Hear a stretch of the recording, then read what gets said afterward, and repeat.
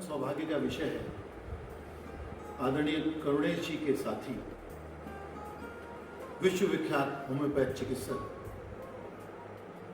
जो एक संत के रूप में भी प्रख्यात हैं, एक ऐसे चिकित्सक जो हमेशा आगरा ही नहीं परंतु विश्व के समस्त रोगियों के दिलों से जुड़े हुए हैं, जिनका नाम एक पहचान के रूप में आगरा की पहचान के रूप में लिया जाता है।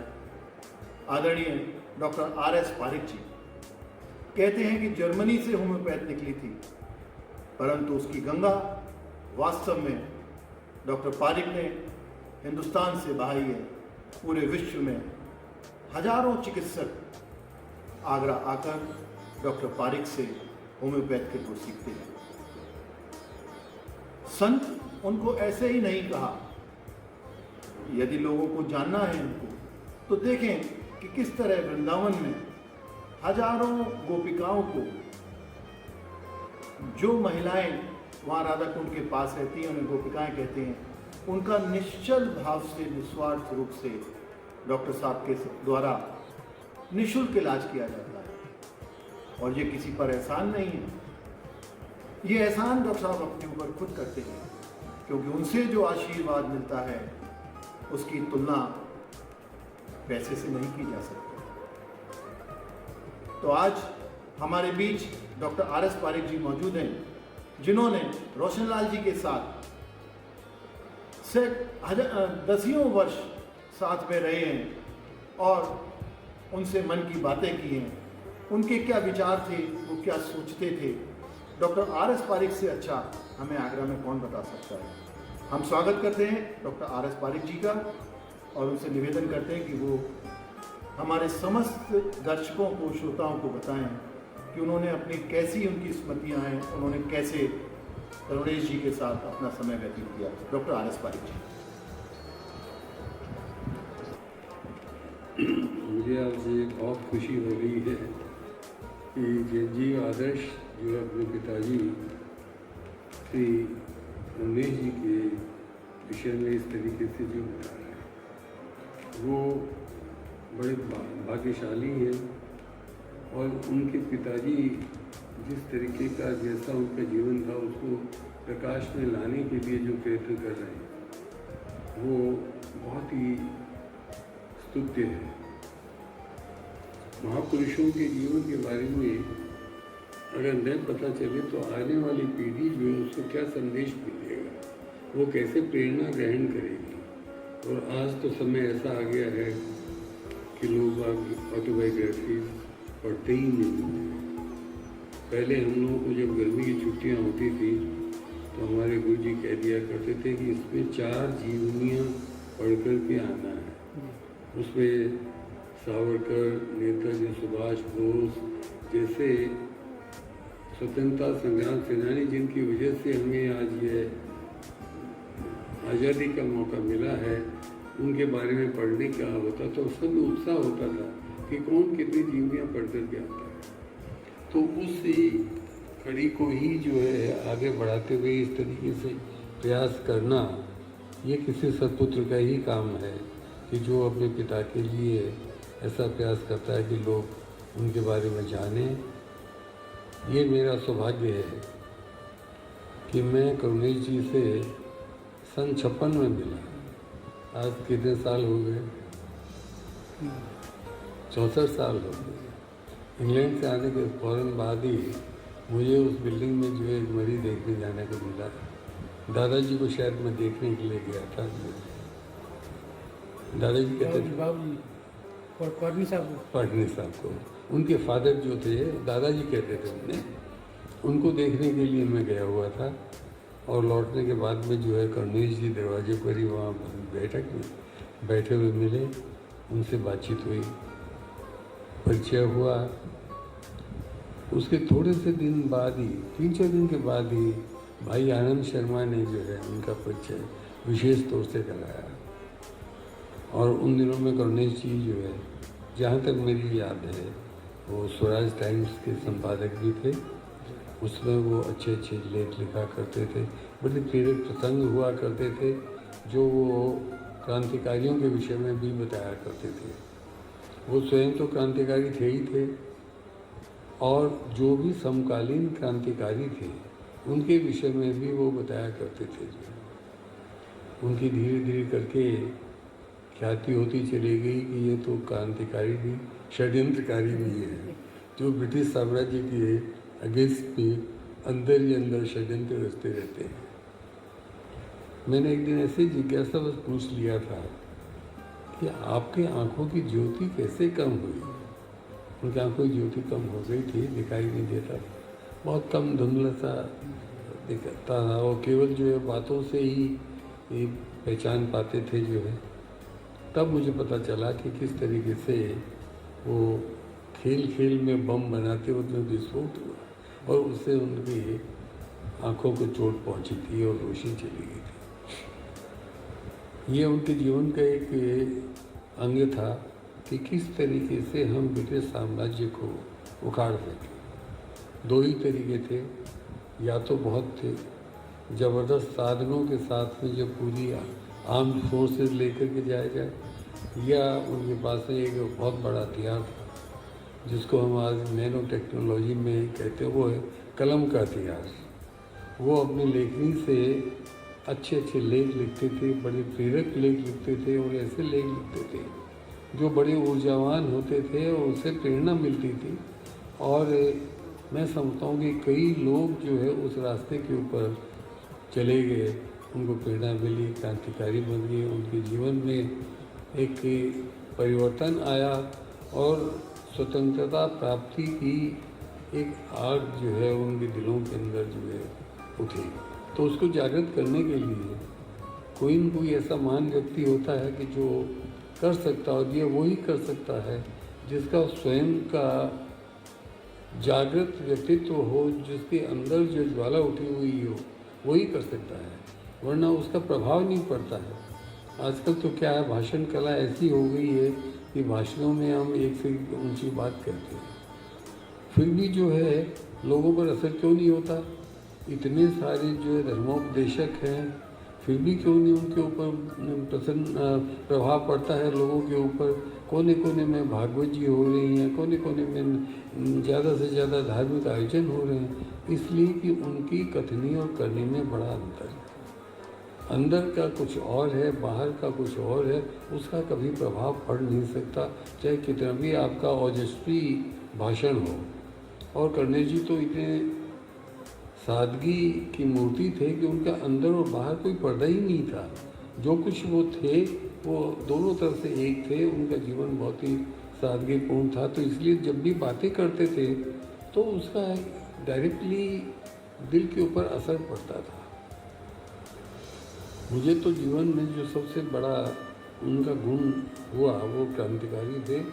आग थी उनके दिल में किस तरीके से मातृभूमि को आज़ाद किया जाए, लेकिन उनकी जैसी सरलता जो थी बातों के अंदर, जैसे कोई लगाव नहीं था, कोई मिर्च मसाला लगा कर के साहित्यिक भाषा के अंदर बोलने का नहीं था। जो था वो स्पष्ट रूप से बोल देना।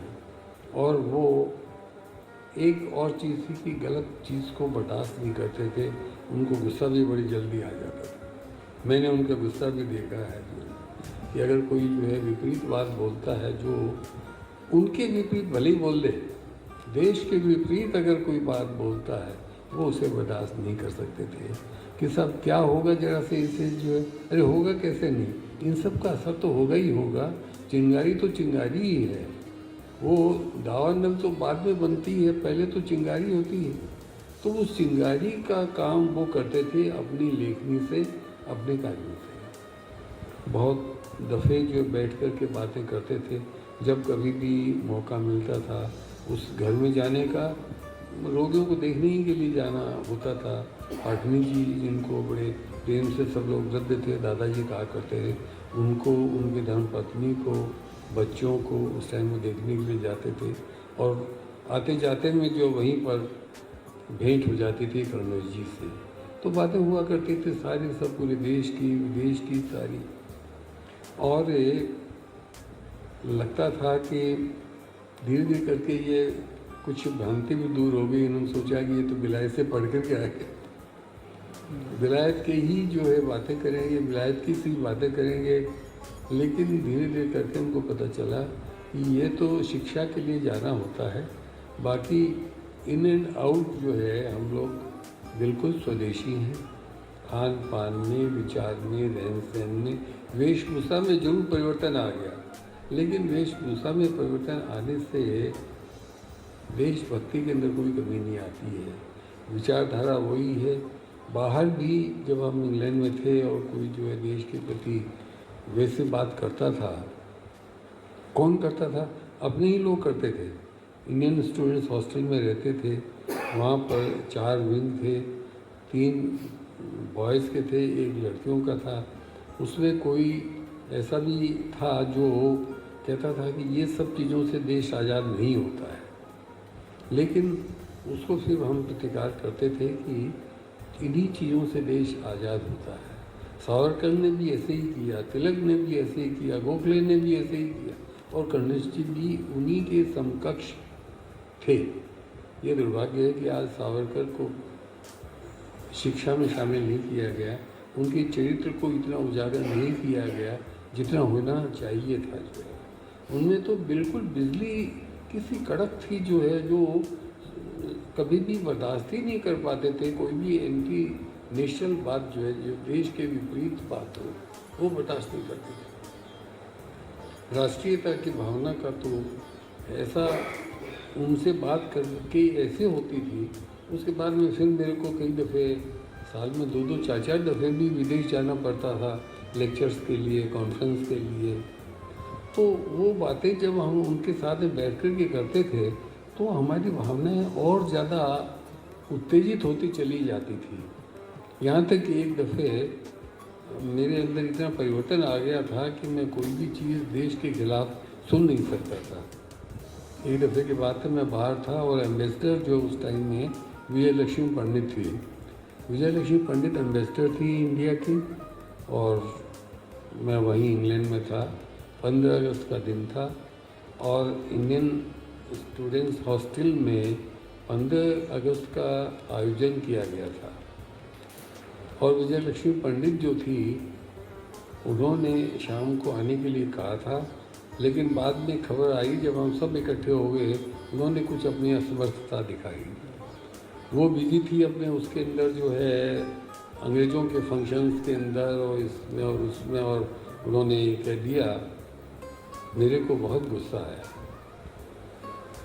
उन्होंने जब ये शब्द कहा कि ये 15 अगस्त का फंक्शन जो है आप नेक्स्ट वीक मना लीजिएगा, मैंने तुरंत ही उठ करके कहा कि आप अपना बर्थडे 1 हफ्ते बाद मना लेंगी?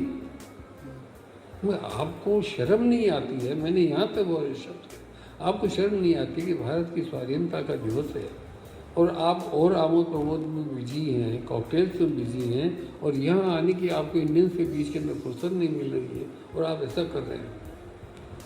मैंने कहा मैं ये प्रश्न जो पार्लियामेंट में उठा दूँगा, और ये मैंने मैसेज जो है ऑलरेडी भेज दिया है कि आपने इस तरीके से इस आयोजन के लिए मना किया। उनके पास फ़ौरन ही खबर पहुंच गई। मिसेस कुमार हमारी इंडियन हाई कमीशन की जो थी वो वार्डन थी, उन्होंने कह दिया डॉक्टर पारिक बहुत गुस्सा है और सारे लोग बहुत गुस्सा हैं कि ये हमारे एम्बेसडर को आने की फुर्सत नहीं है। उन्होंने तुरंत अपना प्रोग्राम कर्टेल करके आई, आकर के थोड़ा सा मेरे से गुस्सा तो थी, लेकिन बोला कि आई एम सॉरी मैं लेट हो गई। मैं कोई बात नहीं है, लेकिन ये अति आवश्यक था। तो ये विचार और इस तरीके की भावनाएं मेरे को जो है कर्नेल जी से मिली। मैं बर्दाश्त नहीं कर पाता था, हालांकि स्टूडेंट था। मुझे थोड़ा सा ये भी लोगों ने कहा कि आप एम्बेसडर से जो है इस तरीके से वो कर रहे हैं, जिसको देशी भाषा में कहते हैं पंगा ले रहे हैं, ये अच्छा नहीं है। मैं अच्छा है बुरे का मेरे को जो भय नहीं है, मैं अपने काम से काम कर रहा हूँ, लेकिन मुझे ये ऐसा लगा कि ये राष्ट्रीयता का इनके अंदर जो है ये ऐसा सोच क्यों हुआ, क्यों नहीं और कार्यक्रमों को कैंसिल करके और हमारे जो राष्ट्रीय कार्यक्रम है उसमें आना ज़रूरी था। ये हमारे लिए एक पर्व का दिन है, त्यौहार है, पर्व है जो है। तो इस तरीके के जो विचार थे वो उनके साथ जब सत्संग होता था बैठ कर के बहुत दिनों तक हम बातचीत किया करते थे, घंटों बात करते थे, कई दफ़े जो है। और इसमें आनंद शर्मा जो थे स्वराज के संस्थापक संपादक, तो उनका बड़ा भाई जो है वो अक्सर उनको साथ में ले लेते थे और बैठ कर के हम उनके साथ में बातचीत किया करते थे। बहुत आनंद आता था। हालांकि वो मुझे उस वक्त मैं भी बहुत यंग था जो है, लेकिन विचारों को उन्होंने सबसे ज़्यादा प्रभावित किया मेरे जीवन में, देशभक्ति के विचारों को। हम कभी भी कोई भी स्वीकार ही नहीं कर पाते थे कि अपनी मातृभूमि के लिए कोई बुरी बात कहे।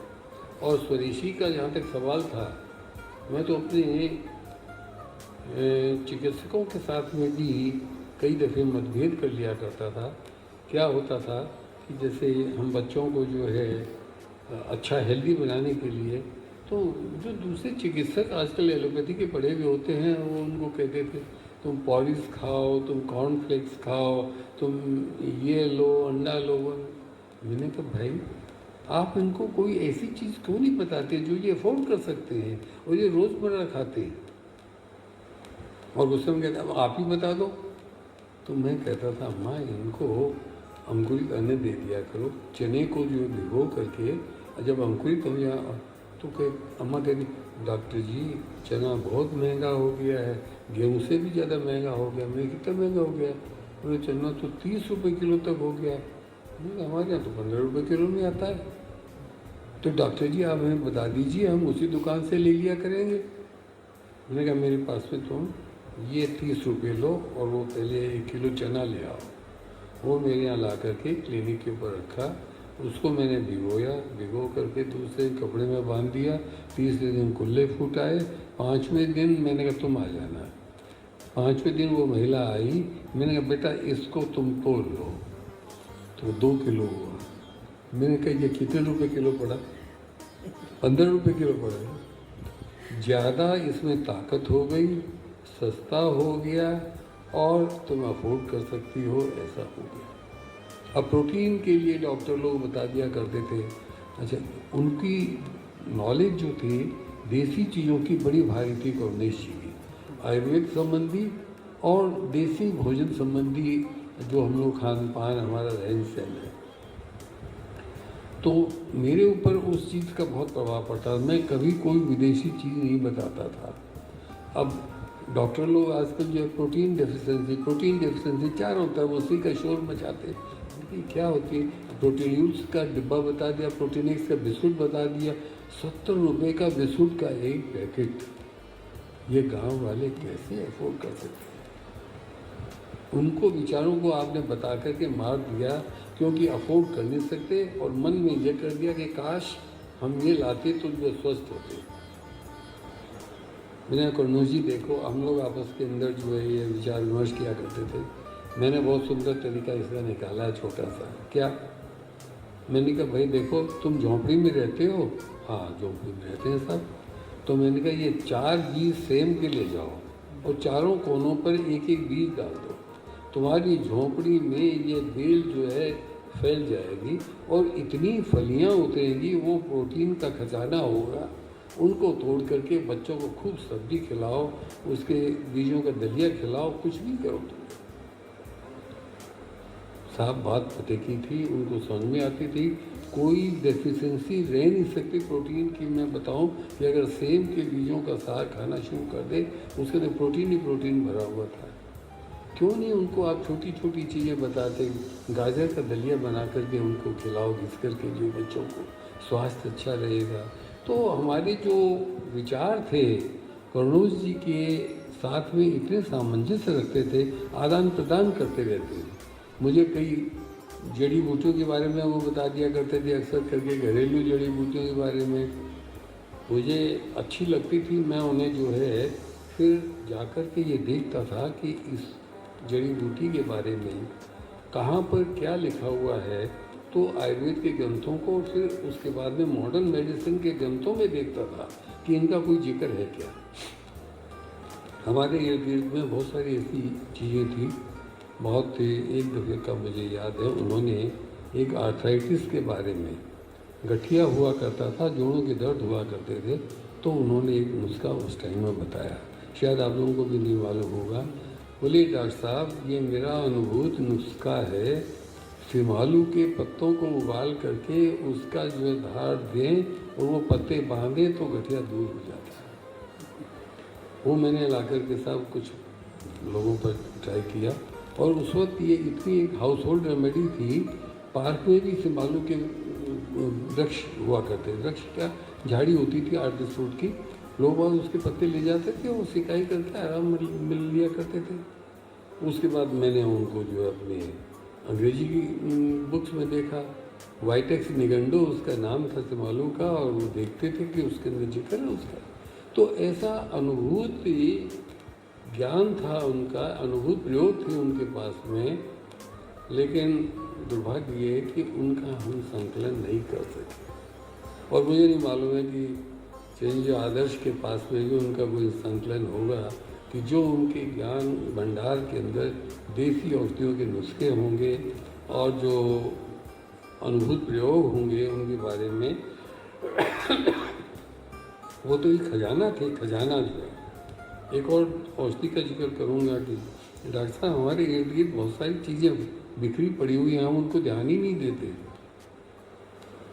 तो एक दिन उन्होंने जिक्र किया, मैं ऑफ द सब्जेक्ट तो नहीं जा रहा हूँ, तो उन्होंने कहा कि आपने एक ये चीज़ देखी है, ये जो शैतान बच्चे होते हैं शरारती, इन पेड़ों के ऊपर ये पीली पीली चीज़ क्या नज़र आ रही है? मैंने कहा जी इसको तो अमरबेल कहते हैं। हाँ अमरबेल, क्यों नाम पड़ा अमरबेल? ये अमर है, ये मरती नहीं है।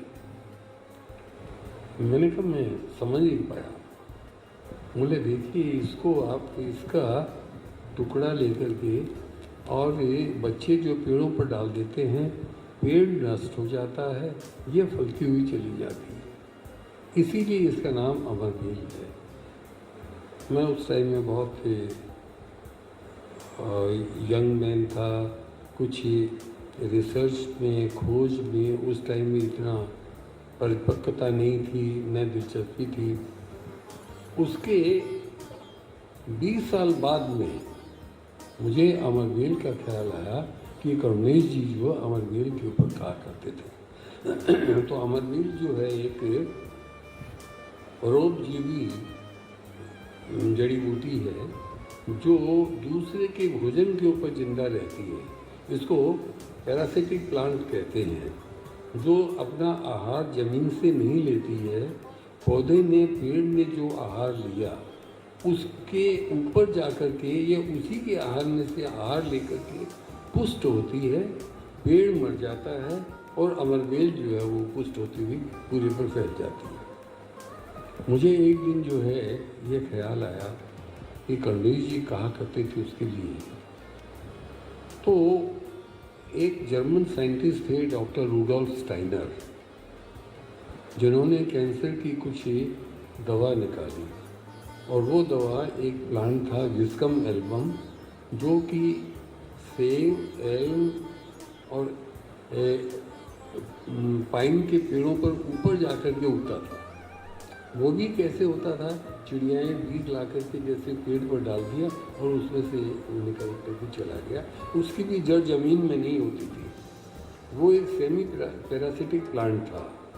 उससे उन्होंने ये इन्फ्रेंस निकाला कि ये जो पेड़ है, पौधा है, ये खुद मजबूत होता हुआ चला जाता है और होस्ट ट्री जिसके ऊपर ही आ जाता है वो नष्ट हो जाता है। और यही कैंसर का प्रिंसिपल है। कैंसर जो है वो एक ट्यूमर है जो शरीर के ऊपर पैदा होकर के, और वो खुद तो जो पुष्ट होता चला जाता है और शरीर नष्ट होता हुआ चला जाता है। मैंने कहा जब रूडोल्फ स्टाइनर इससे जो है ये उन्होंने लिया, तो हमारे यहाँ तो इससे भी ज़्यादा पैरासिटिक प्लांट है, वो तो सेमी आधा ही है।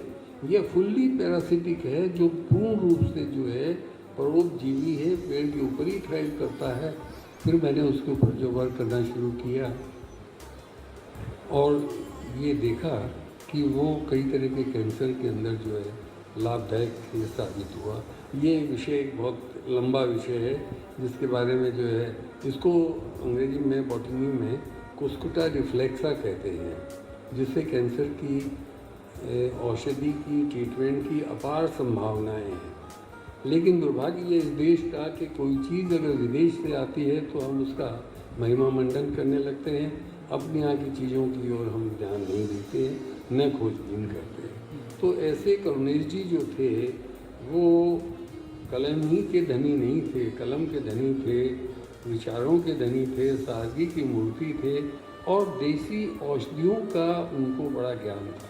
ये मेरा अपना है और ये मुझे आज लगता है कि मैं उनके साथ में काफ़ी समय तक बैठता और उनके सारे ज्ञान को बटोर लेता और उसको लिपिबद्ध करके लोगों के सामने रख देता।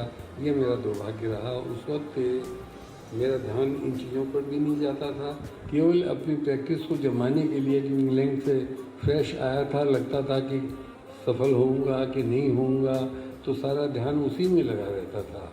तो रिसर्च नाम की चीज़ और ज्ञान वृद्धि की जो चीज़ें कहीं से मिलती थी उसके ऊपर ज़्यादा ध्यान नहीं देता था। लेकिन आज जीवन के उत्तरार्ध में आज मुझे जो है ये महसूस होता है कि काश मैं उनके पास बैठ करके उनके सारे ज्ञान को बटोर करके लिपिबद्ध कर लेता और उस ज्ञान को आगे बढ़ाता, तो मेरा जीवन धन्य हो जाता।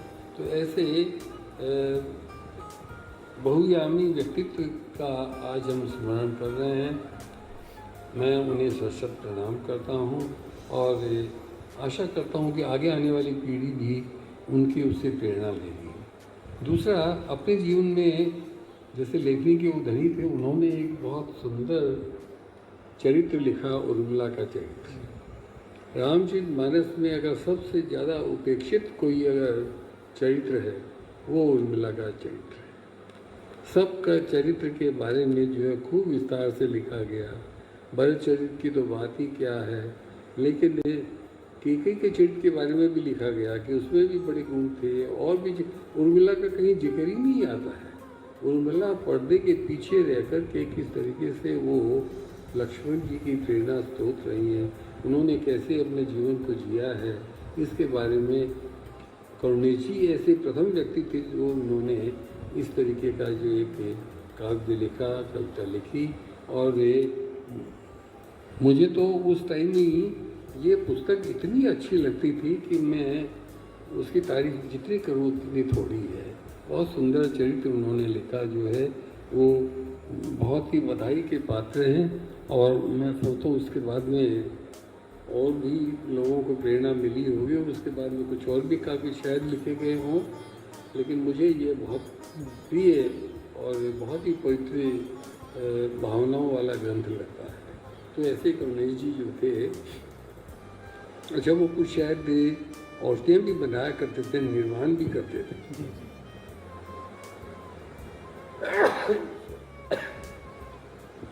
अपने हाथों से कुछ औषधियों का निर्माण भी किया करते थे और वो गोलियां जो बच्चों को भी दिया करते थे और छोटी मोटी बीमारियों के इलाज के लिए भी वो अपने नुस्खे दिया करते थे। उनको प्रकाश में लाने की आवश्यकता है और जी आदर्श के पास में अगर कोई ऐसे उनके जो है हस्तलिखित ग्रंथ हों, कोई नुस्खे हों, तो उनको भी अगर वो प्रकाश में लाएंगे तो ये समाज की बहुत बड़ी सेवा होगी।